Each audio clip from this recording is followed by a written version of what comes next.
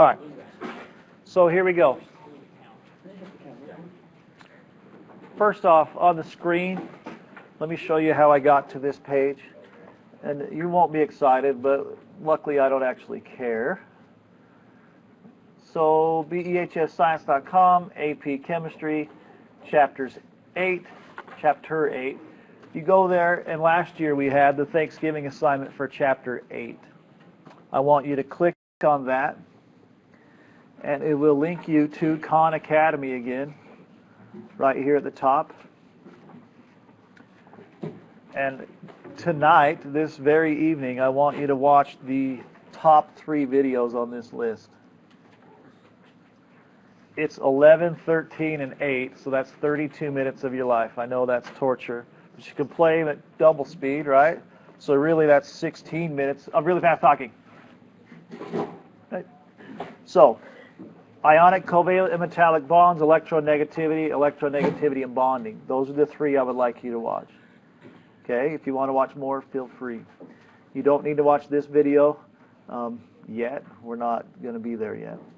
But if you watch those 3, that will help speed us up. I gave a test last year on Chapter 8 and 9 on December 4th, which would be tomorrow. We're definitely not doing that, right? I'm going too slow, so I need to speed up. Each unit I've taken about a day or 2 more, and it's starting to really catch us. So let's go through Chapter 8. Chapter 8 is great because you learned most of it last year when you took chemistry, right? Yeah, you should have. Good job, Cliff. 2 years ago. You didn't take chemistry? Yeah. It would be Windsor. Did you take it last year? You're a junior. Brittany, right? June. And that's it, right? 2 years ago? Oh, yeah, you don't remember anything then. Yeah, I know. Well, I better teach you stuff, right? And more importantly, you better teach yourselves quite a bit from the book. Watch those Khan Academy videos so that you are well prepared. This Chapter 8 is the concepts of chemical bonding. In regular chemistry, we spend a month and a half on this. In this class, I'm going to spend today and tomorrow. So you need to read the book, and you need to watch the Khan Academy videos, and you need to pay attention. The good news is, it's not really that difficult to understand. All right? So the first thing we're going to talk about are what we call Lewis symbols. That's the first section in this chapter. It's super short. All right? And super easy. What? You remember this? Okay. Notice this little symbol right here, though. It is slightly different than electron dot structures, which we did learn in chemistry. All right. So if you had chemistry already, an electron dot structure was something like calcium, and we put 2 dots together. Remember? All right? The dots represent the valence electrons. The valence electrons are the ones that live where? We should all know that. On the outside of the atom. Okay? They're non-core electrons, and it's extremely easy to figure out how many valence electrons something has because we just use the family number. Okay? For the representative elements, which are the S block and the P block, it just works for their family number. The D's and F's, this is P also, they're a little bit tricky, but we don't make you do the Lewis structures for them very often, if ever. Okay? So just realize, hey, if I need to know how many valence electrons something has, I look at its family number. Okay, this is the electron dot structure. This is the Lewis symbol for calcium. So, it's pretty similar. It's still a symbol, and it's still 2 dots. The only difference now is really I can put the 2 dots wherever I feel like. I could have gone 1, 1, like I did, or 1, 1, 1, 1, 1, 1, 1, 1. Well, I can put them wherever I want. The only guiding rules are that we put them in 4 sides of the atom. 1, 2, 3, 4. And each side can hold a maximum of 2 dots. Okay? The only difference is we used to always pair the first 2 and then go one at a time backwards. And there was a good reason. The electron dot structure shows where the electrons are in an atom. All right? The Lewis dot structures show where the electrons are in a compound or a molecule.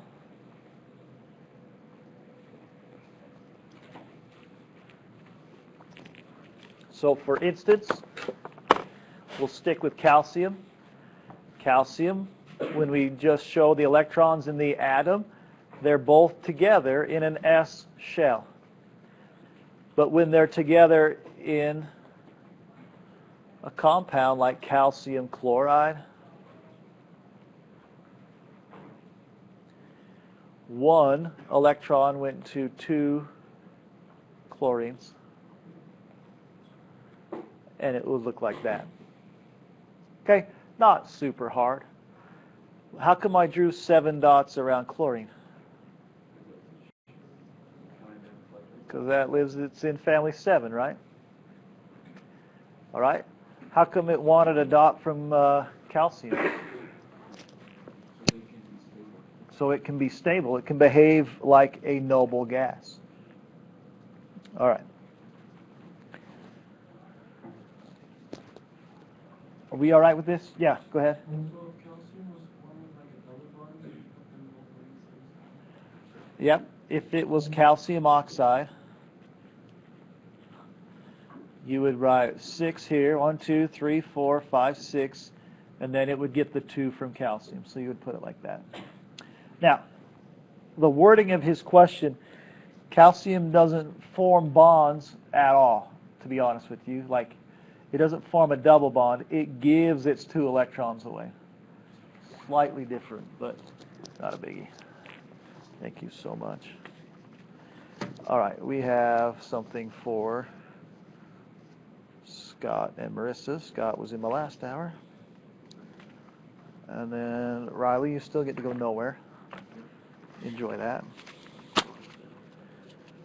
Bryce and Caden, you guys have the schmoops studying thing. And then Marissa. All right. And the only reason I said that, Windsor, is because forming a double bond would be a covalent thing, and this is ionic. But I know that you know what I'm talking about. All right. Are we all right with Lewis dot structures? We're going to do a lot of Lewis drawings throughout this chapter and next chapter.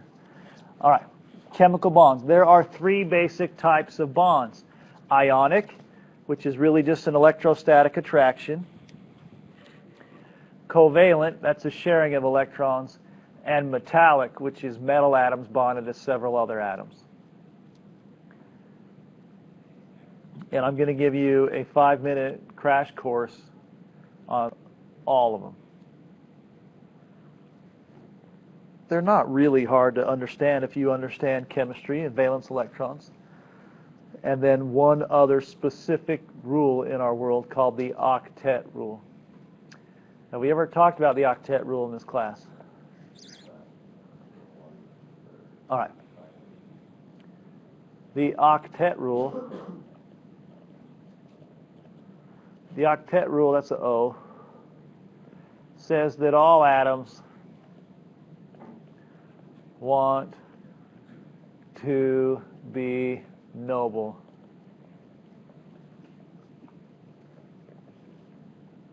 Or to be like noble gases. So what on earth would that have to do with octet? Because octet means 8, does it not? All right, noble gases have what? 8 valence electrons. How did we know they had 8 valence electrons? Because they're in family 8, right? Now, let's clear up a little bit of confusion right off the bat. There are a handful of atoms that don't want 8. Do you know what they are?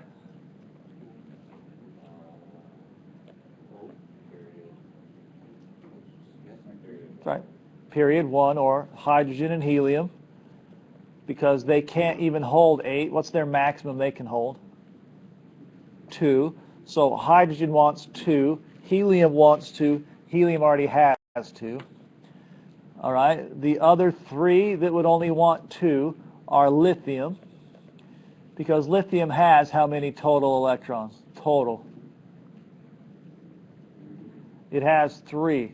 So the likelihood of it ending up with 10 or 8 valence electrons is really small. So instead of having 3, it'll just lose 1 and become like helium. Okay? Beryllium and boron are the same. They will go down to just the 1s to be happy. All the rest of them, they want to have a noble gas configuration of 8 valence electrons.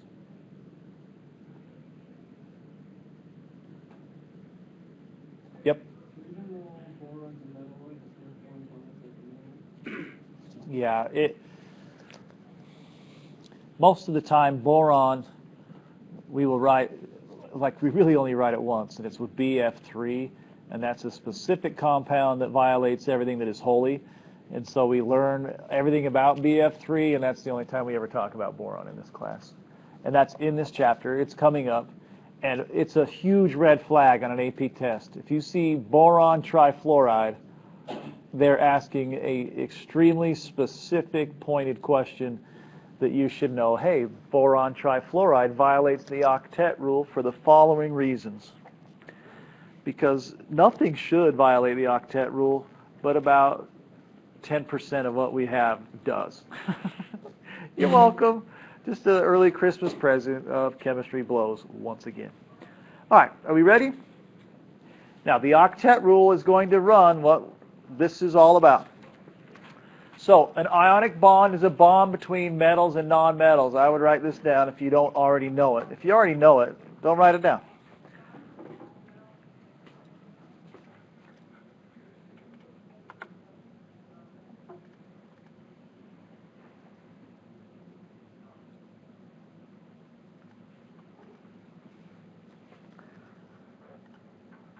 All right. Now, in an ionic bond, we have to have ions. That's where the name comes from. It's a bond between ions. All right? In order to have ions, we have to have losers and we have to have gainers. And we've talked about this all year. We're just finally defining it in a more specific way. Metals are my losers. Nonmetals are my gainers. And when I'm talking about losing and gaining, I'm talking about losing and gaining what? Electrons. Don't ever say protons. So help me.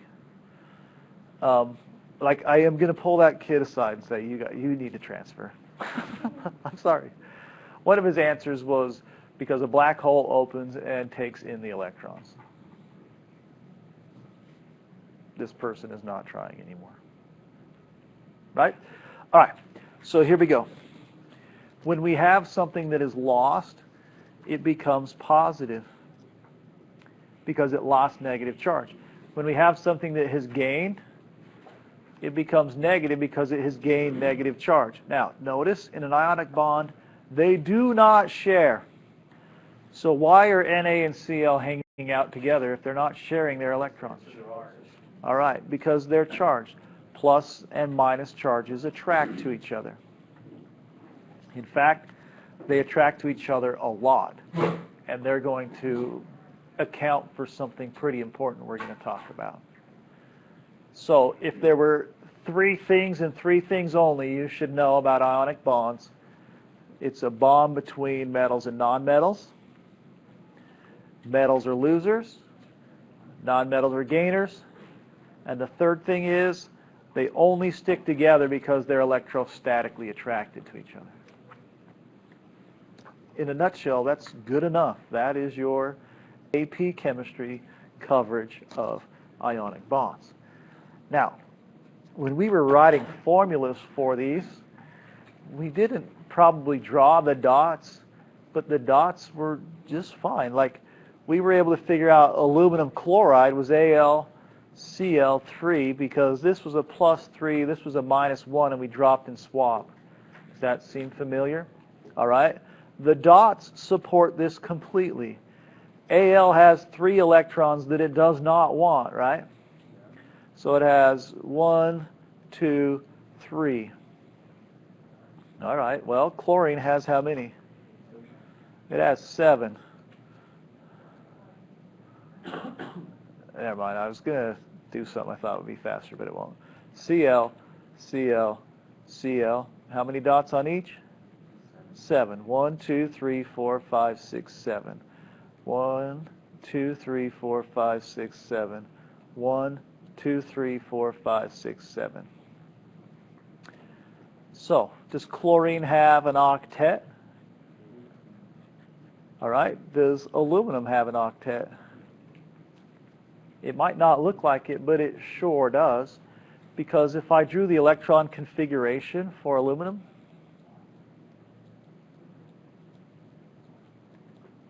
which part of it did it just get rid of? It got rid of 3 total electrons, so it got rid of the 3.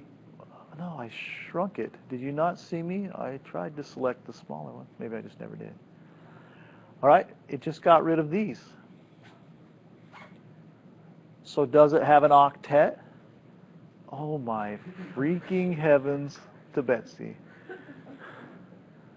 Screw it. I will just get rid of you. How many does it now have in its outer shell? It has an 8. So it obtained an octet by losing some. Chlorine obtained an octet by gaining some. And now they stick together because aluminum is a +3 charge and these are all -1. And they can't get enough of each other. They're stuck together.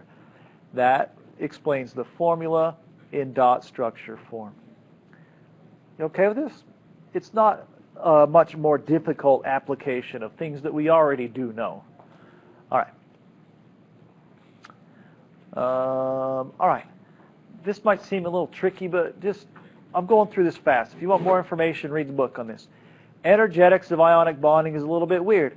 The ionization energy for sodium is 495 kilojoules, meaning I have to put in that much energy to separate the electron from sodium. All right, well, the electron affinity, or the energy I get back, it's -349. Well, if I take 495 and I subtract 349, I don't know, I get around 150, okay? And it's a positive value, right? That means it requires energy to form NaCl. But that is not true. Forming NaCl is extremely exothermic, so there must be something else. All right? This is all this is saying. You have chlorine, you drop sodium in, it lights on fire and burns with a fiercely white flame. That does not indicate that it's endothermic. That indicates that it's what? Exothermic, and very exothermic, does it not? All right? So we know this thing has to be exothermic. So we now know there must be something different or in addition when it comes to energetics of these bonds. And it's not hard to understand. It's what we're going to discuss here, I guess.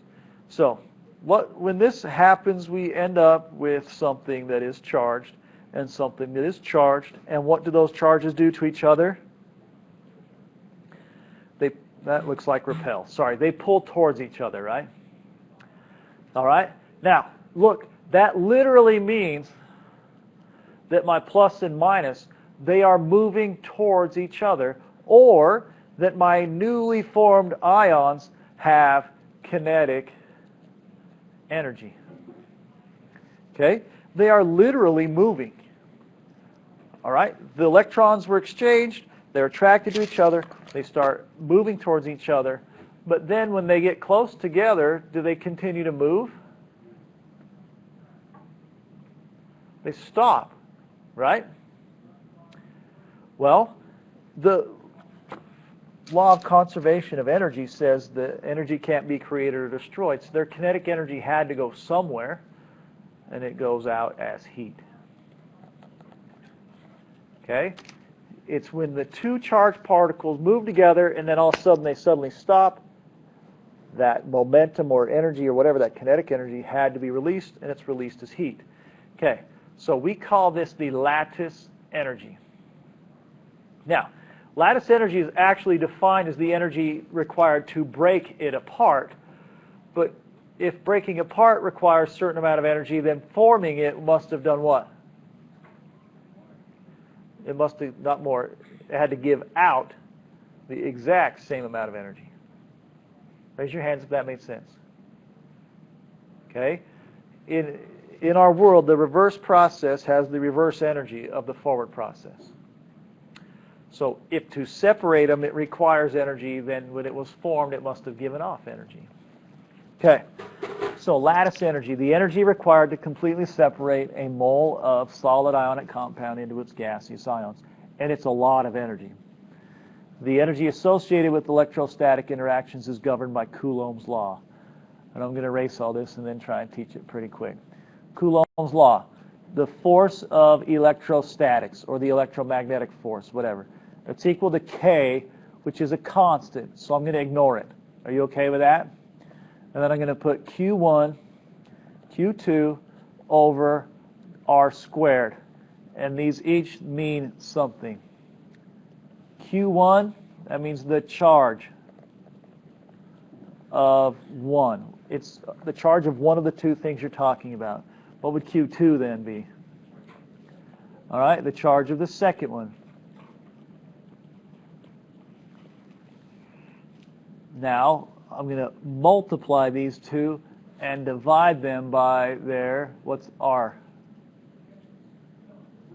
Okay, the R is their radius or their distance squared. All right.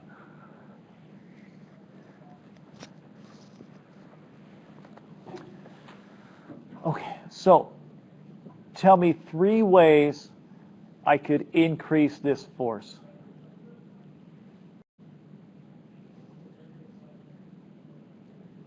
Anybody willing to louder say what they just said? What are 3 ways to increase the total force here?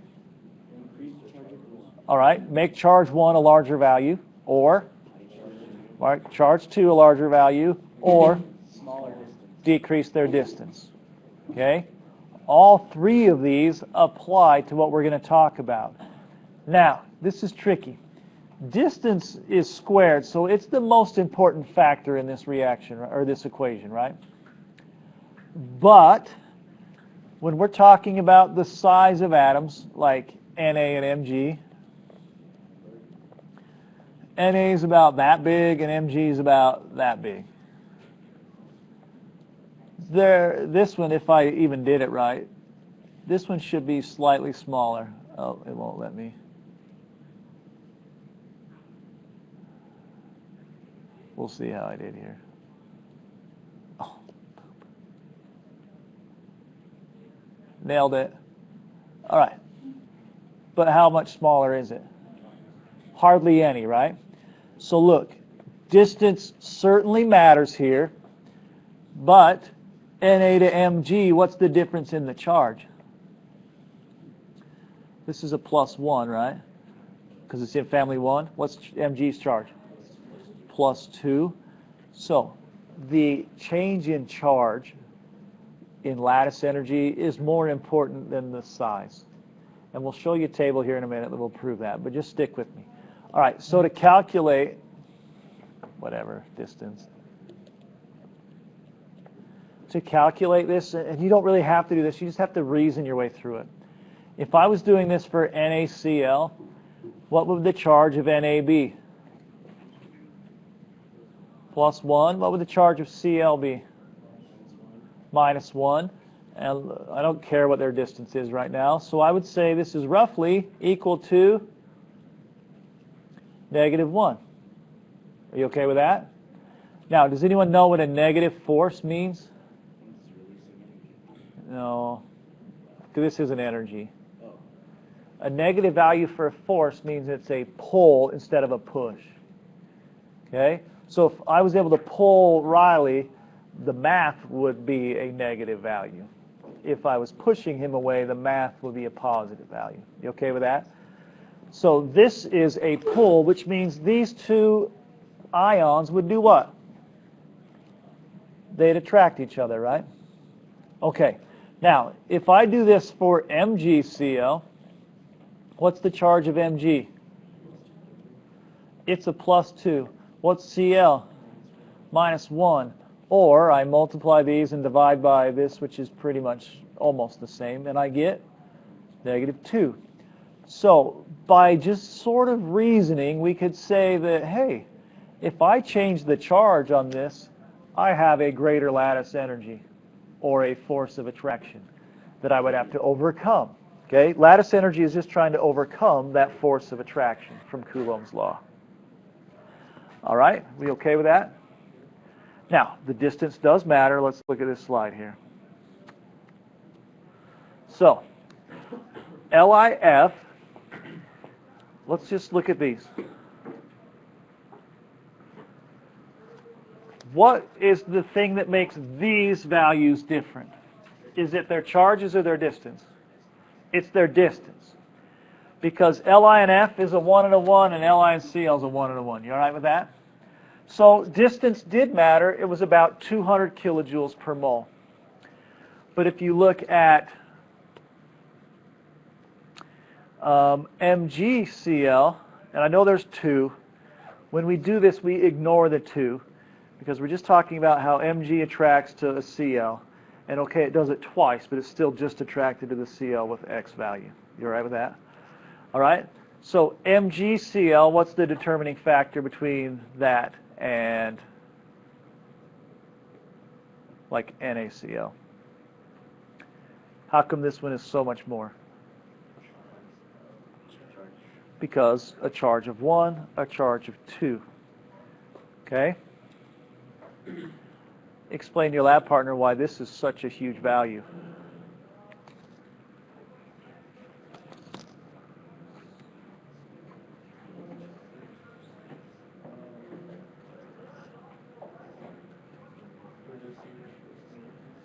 Okay, Sc is a transition metal, but its most common charge is a +3.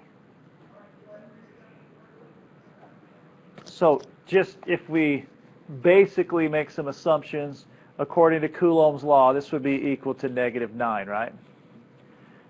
And what would this be equal to?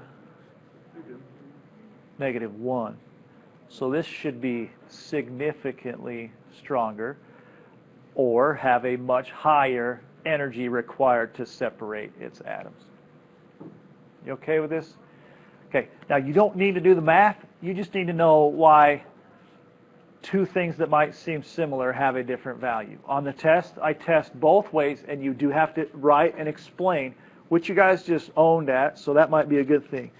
You'll have to, I don't remember the exact question, but you'll have to explain why size matters.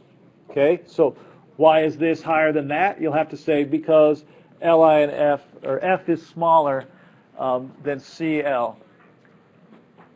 So that decreases the distance, which increases the force.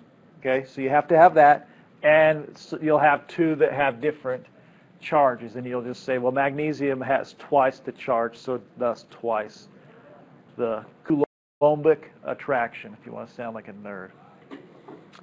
All right, are we okay with that? So you don't have to understand you never have to calculate these values. You just have to understand how they relate to each other. Okay, whatever. By all that math, we can figure out what's going on. Okay, this also does help explain the octet rule, and it really does. Once we get to such a big value right here, the lattice energy, like that we would get going in, is not greater than the ionization energy to remove a core electron. So it will not happen. Okay? It won't overcome that. Okay. Covalent bonds. Here's your 5-minute crash course on covalent bonding.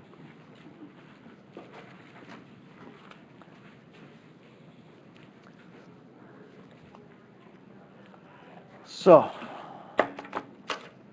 just sit and relax for a second here. In covalent bonds, and I wouldn't write a ton of the stuff on this page, but just grasp it a little.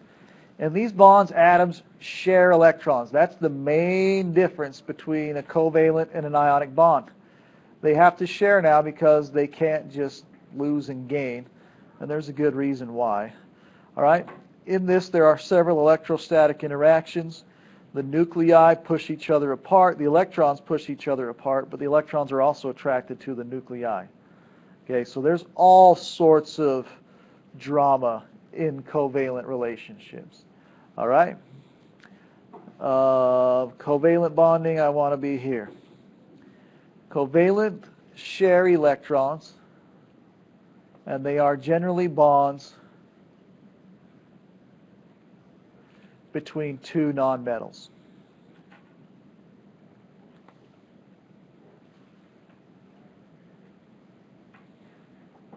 Whatever, I guess I'll just leave it there. All right.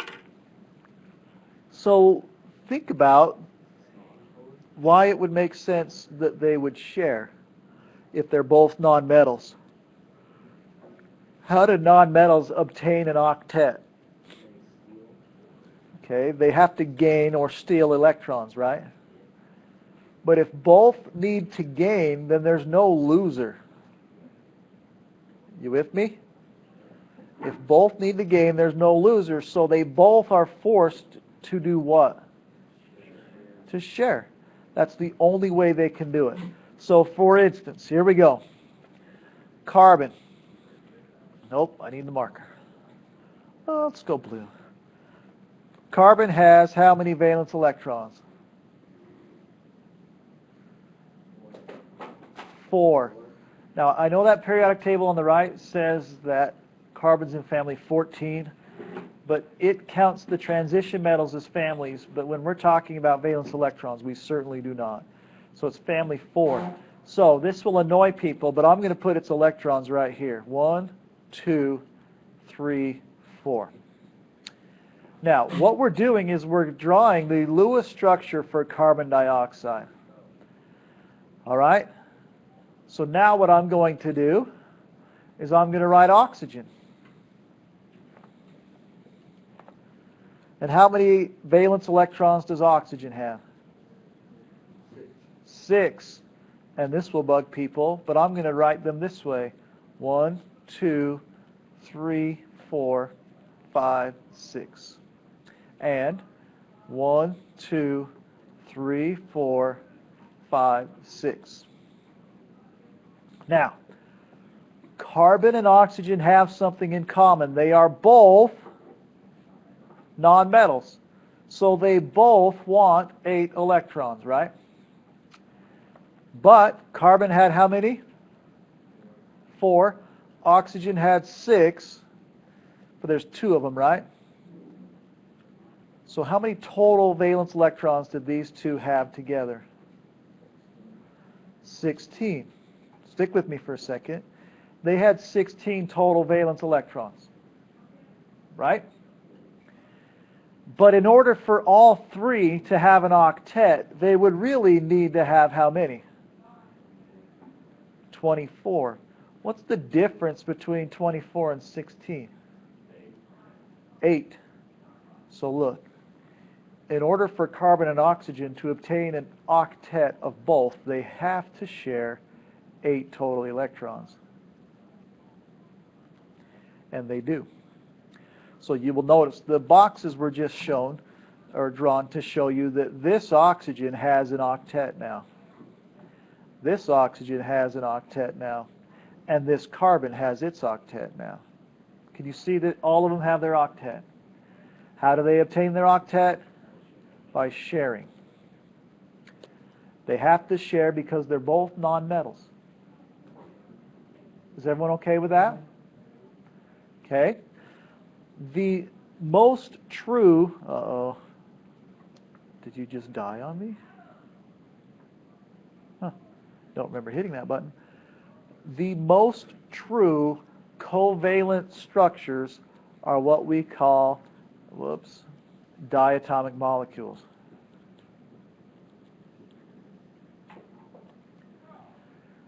Which we had our diatomic atoms, right?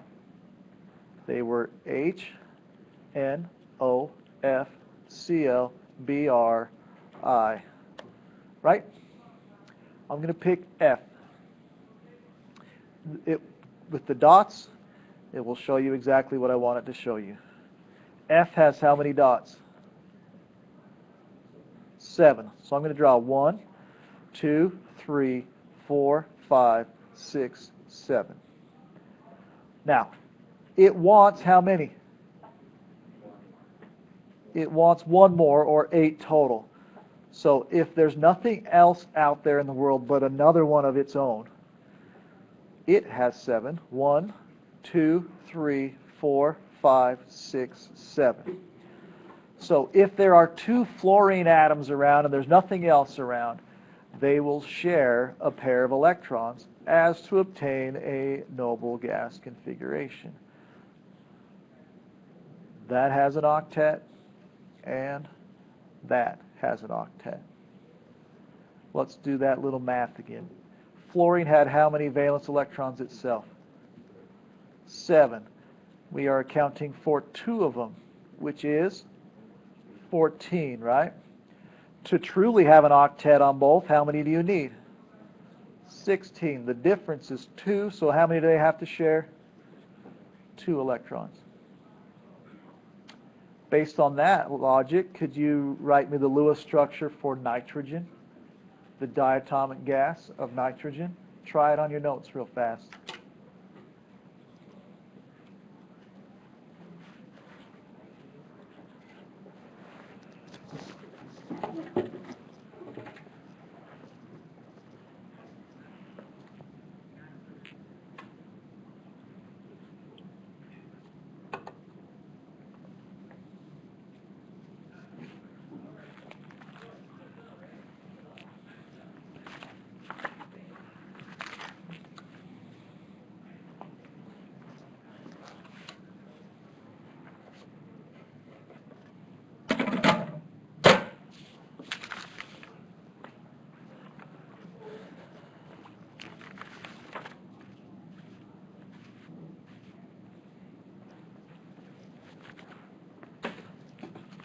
Okay, who has it drawn? Anybody? Okay. I'll give you more time.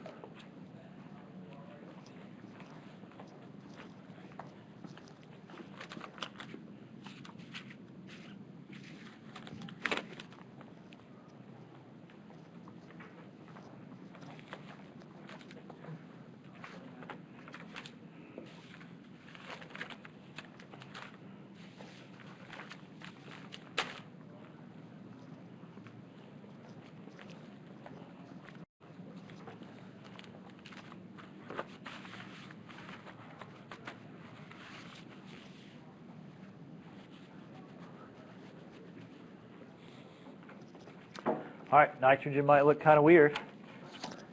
Nitrogen's in what family? It's in family number 5, right? So it has 5 valence electrons. How many nitrogens are hanging out? 2, which means they have 10 total electrons. Did anyone get that far? Raise your hands if you got that far. All right. To octet both of them, you need how many total electrons? 16. So what's the difference? 6 electrons. So how many dots do you need in the middle? 6. 1, 2, 3, 4, 5, 6, 7, 8. 7, 8. Didn't you say each side can only have 2? Yeah, kind of. So it seems to violate everything I just said, right? Well, what this does is it forms, a triple bond. So we have N, and we just draw 3 lines, and then we would put 2 on each side. So like, sort of technically speaking, I only did put 2 on each side, but those are the only ones I drew. When I draw them as part of bonds, they can do what they feel like. I know. If you had carbon and carbon, you draw a quadruple bond. And when you drew CO2, you really would draw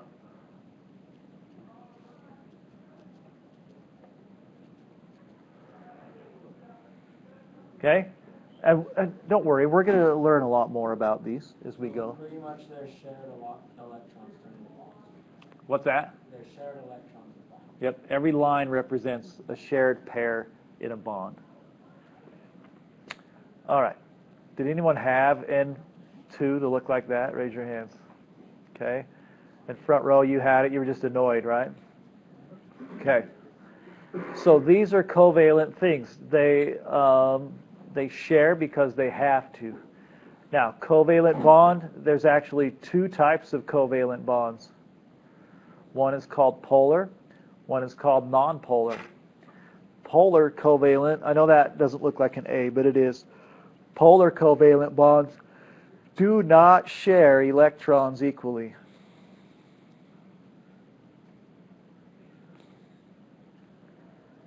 Nonpolar covalent bonds do share completely equally.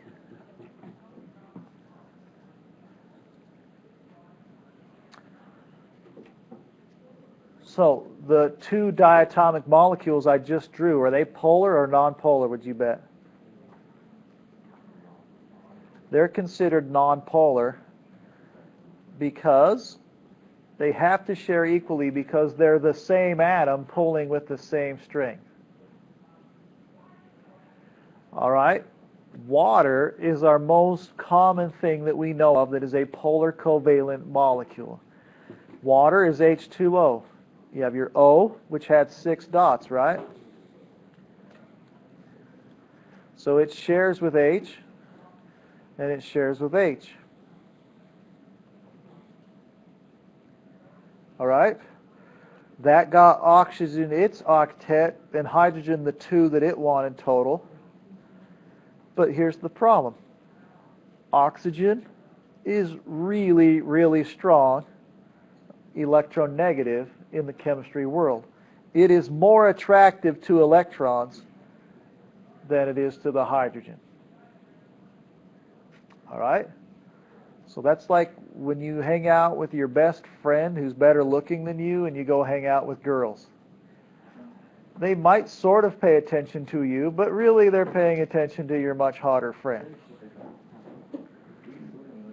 Right? Does that happen on the swim team? Oh yeah, it does all the time. We're in water. Were they hanging out by Tanner? So Tanner's the oxygen. And who else is... Trey's the loser? Noah. What? I'll just put an N for nerd. Not Noah. All right. Anyway, that's the person that is less attractive. Now, do girls still talk to that person? Maybe. Well, they sure like Tanner's biceps. Right? All right. In water, they still share the electron, but it's mostly by the oxygen atom. If I draw this out a different way, we put a line to represent the bond. The electrons are going to be up here. You'll learn why in Chapter 9 I'm not writing them in a specific spot. If the electrons reside closer to the oxygen, then I have what we call a polar molecule, because half of the atom, or the molecule I should say, is slightly negatively charged, which means these sides are slightly what? They're a little bit more positive, because if the electron's all the way over there, then all I'm really getting here is the proton, right? So I have a 2-sided molecule, one side that's negative and one side that's positive, or I have a positive and negative pole. Isn't it like it's like the H? Sigma. A little part of it. I didn't draw that very well, but that's what I was trying to draw. Yes. it's sigma plus and sigma minus. We'll learn about that. But it's two-sided, yeah. Isn't it a double bond though? You can only draw one line. You can have two. No. There's two bonds, but it's one to each hydrogen.